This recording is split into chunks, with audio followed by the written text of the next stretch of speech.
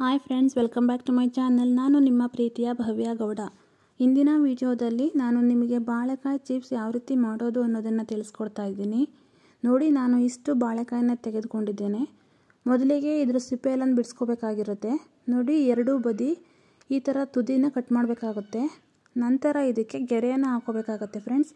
ಈ ರೀತಿ ಚಾಕುವಿನ ಸಹಾಯದಿಂದ ಗೆರೆ ಹಾಕೊಳ್ಳೋದ್ರಿಂದ ಸಿಪ್ಪೆನ ಸುಲಭವಾಗಿ ತೆಗಿಬಹುದು. ನಾವು ಹಾಗೆ ಕೈಲಿ ತೆಗಿತೀವಿ ಸಿಪ್ಪೆನ ಅಂದರೆ ತುಂಬ ಕಷ್ಟ ಆಗುತ್ತೆ ಫ್ರೆಂಡ್ಸ್. ಈ ರೀತಿ ಮಾಡೋದ್ರಿಂದ ಸಿಪ್ಪೆ ಬಿಡಿಸ್ಲಿಕ್ಕೂ ಕೂಡ ತುಂಬ ಸುಲಭ ಆಗುತ್ತೆ ಮತ್ತು ಸಿಪ್ಪೆನೂ ಕೂಡ ಬೇಗ ಬರುತ್ತೆ.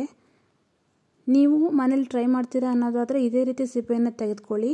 ಇಲ್ಲಾಂದರೆ ಕೈಯಲ್ಲೇ ಬಿಡಿಸ್ತೀನಿ ಹಾಗೆ ಅಂದರೆ ತುಂಬ ಕಷ್ಟ ಆಗುತ್ತೆ ಫ್ರೆಂಡ್ಸ್. ಅದಕ್ಕೋಸ್ಕರ ನಾನು ಎಲ್ಲವನ್ನು ಸಿಪ್ಪೆ ಬಿಡಿಸಿ ನಿಮಗೆ ತೋರಿಸ್ತೇನೆ.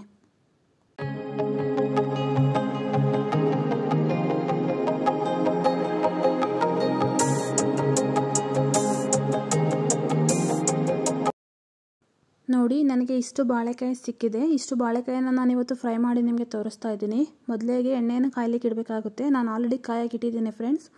ಇವಾಗ ಅದಕ್ಕೆ ಸ್ಲೈಸ್ ಮಾಡಿ ಹಾಕ್ತಾ ಇದ್ದೀನಿ. ಈ ರೀತಿ ಎಣ್ಣೆಗೆ ಸ್ಲೈಸ್ ಮಾಡೋದ್ರಿಂದ ಚಿಪ್ಸ್ ಯಾವುದೇ ರೀತಿಯಾಗಿ ಅಂಟ್ಕೊಳ್ಳೋದಿಲ್ಲ ಫ್ರೆಂಡ್ಸ್, ಬಿಡಿಯಾಗೇ ಬರುತ್ತೆ. ನಾವು ಮೊದಲೇ ಸ್ಲೈಸ್ ಮಾಡಿ ಎಣ್ಣೆ ಒಳಗೆ ಹಾಕೋದ್ರಿಂದ ಸ್ವಲ್ಪ ಅಂಟ್ಕೊಳ್ತವೆ ಚಿಪ್ಸ್ಗಳು. ಸೊ ಈ ರೀತಿ ನಾವು ಎಣ್ಣೆ ಒಳಗಡೆ ಡೈರೆಕ್ಟಾಗಿ ಸ್ಲೈಸ್ ಮಾಡೋದ್ರಿಂದ ಯಾವುದೇ ರೀತಿಯಾಗಿ ಅಂಟ್ಕೊಳ್ಳೋದಿಲ್ಲ, ಬಿಡಿಯಾಗಿ ಚಿಪ್ಸ್ ತುಂಬ ಚೆನ್ನಾಗಿ ಬರುತ್ತೆ.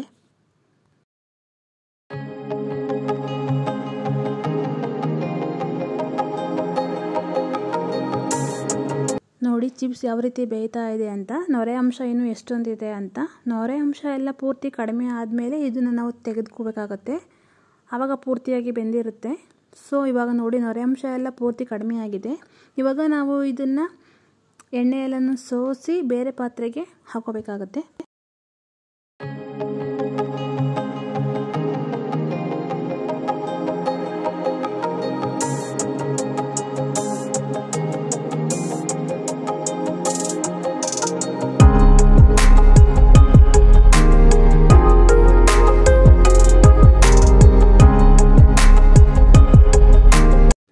ನೋಡಿ, ಇದು ಮೊದಲನೇ ಮೆಥಡ್ ನಾನು ನಿಮಗೆ ತಿಳಿಸ್ಕೊಡ್ತಾ ಇದ್ದೀನಿ.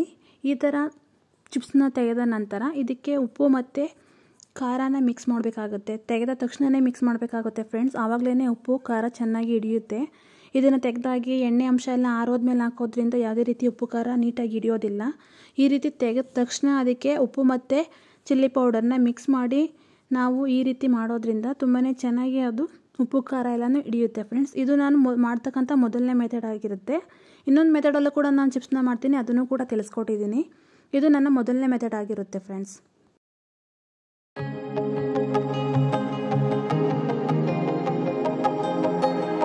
ಇದು ಎರಡನೇ ಮೆಥಡ್ ಆಗಿರುತ್ತೆ ಫ್ರೆಂಡ್ಸ್. ಮೊದಲಿನ ಹಾಗೆ ಎಲ್ಲ ಚಿಪ್ಸ್ನ ಸ್ಲೈಸಸ್ ಮಾಡಿ ಎಣ್ಣೆಯಲ್ಲಿ ಹಾಕಿದ ಮೇಲೆ ಇದಕ್ಕೆ ನಾವು ಸ್ವಲ್ಪ ಉಪ್ಪು ಮಿಶ್ರಿತ ನೀರನ್ನು ಹಾಕಬೇಕಾಗಿರುತ್ತೆ ಫ್ರೆಂಡ್ಸ್. ಮೊದಲಿಗೆ ನಾವು ರೆಡಿ ಮಾಡಿ ಇಟ್ಕೋಬೇಕಾಗಿರುತ್ತೆ. ಉಪ್ಪು ಮತ್ತು ಸ್ವಲ್ಪ ಅರಿಶಿನ ಮಿಶ್ರಿತ ನೀರನ್ನು ರೆಡಿ ಮಾಡಿ ಇಟ್ಕೋಬೇಕಾಗಿರುತ್ತೆ. ಅದನ್ನು ನಾವು ಈ ರೀತಿ ಚಿಪ್ಸ್ ಎಲ್ಲ ಎಣ್ಣೆಯಲ್ಲಿ ಹಾಕಾದ್ಮೇಲೆ 1-2 ಟೇಬಲ್ ಸ್ಪೂನನ್ನು ಒಳಗಡೆ ಹಾಕಬೇಕಾಗುತ್ತೆ ಫ್ರೆಂಡ್ಸ್. ದಯವಿಟ್ಟು ನೋಡಿ, ಚಿಪ್ಸ್ ಎಲ್ಲನೂ ಎಣ್ಣೆಯಲ್ಲಿ ಹಾಕಾದ್ಮೇಲೆ ಮಾತ್ರ ಈ ನೀರನ್ನು ಅಲ್ಲಿಗೆ ಹಾಕಿ. ನೀವೇನಾದರೂ ಖಾಲಿ ಎಣ್ಣೆಗೆ ಈ ನೀರನ್ನು ಹಾಕೋದೇ ತುಂಬ ಸಿಡಿಯುತ್ತೆ ಫ್ರೆಂಡ್ಸ್. ಅದಕ್ಕೋಸ್ಕರ ದಯವಿಟ್ಟು ಎಚ್ಚರ ವಹಿಸಿ ಚಿಪ್ಸ್ನೆಲ್ಲನೂ ಕೂಡ ಎಣ್ಣೆಯಲ್ಲಿ ಹಾಕಿದ ನಂತರವೇ ಈ ರೀತಿ ನೀವು ನೀರು ಏನು ರೆಡಿ ಮಾಡಿ ಇಟ್ಕೊಂಡಿರ್ತೀರ, ಉಪ್ಪು ಮಿಶ್ರಿತ ನೀರನ್ನು 1-2 ಟೇಬಲ್ ಸ್ಪೂನನ್ನು ನೀವು ಒಳಗಡೆ ಹಾಕಿ. ಓಕೆನಾ? ನಿಮಗೆ ಈ ರೀತಿ ಮೆಥಡ್ ತುಂಬ ಕಷ್ಟ ಆಗುತ್ತೆ, ಎಣ್ಣೆಗೆ ನೀರು ಹಾಕಿದ್ರೆ ಭಯ ಅನ್ನೋರಾಗಿದ್ದರೆ ನಾನು ಮೊದಲೇ ಏನು ತಿಳಿಸ್ಕೊಟ್ಟಿದ್ದೀನಿ ಅದೇ ಮೆಥಡಲ್ಲೇ ನೀವು ಚಿಪ್ಸ್ನ ಮಾಡಿ ತುಂಬಾ ಚೆನ್ನಾಗಿ ಬರುತ್ತೆ. ಈ ರೀತಿ ಮಾಡಿದ್ರೂ ಕೂಡ ತುಂಬಾ ಚೆನ್ನಾಗಿರುತ್ತೆ ತಿನ್ನಲಿಕ್ಕೆ. ಅದಕ್ಕೋಸ್ಕರ ತಿಳಿಸ್ಕೊಟ್ಟಿದ್ದೀನಿ.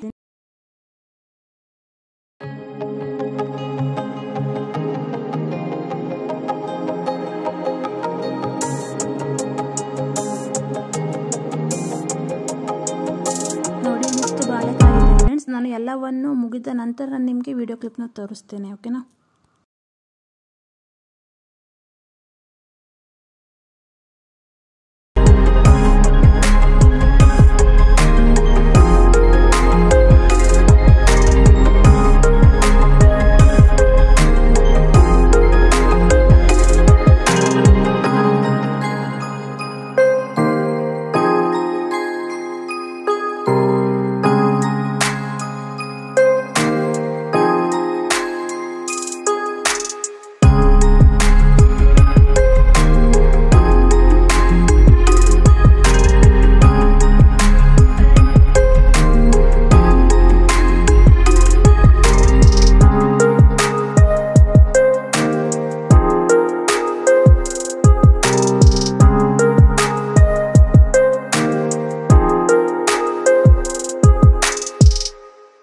ನೋಡಿ ಫ್ರೆಂಡ್ಸ್, ನಾನು ಎಲ್ಲವನ್ನು ಬೇಯಿಸಿ ನಂತರ ನಿಮಗೆ ತೋರಿಸ್ತಾ ಇದ್ದೀನಿ. ಇಷ್ಟೊಂದು ಚಿಪ್ಸ್ ಆಗಿದೆ.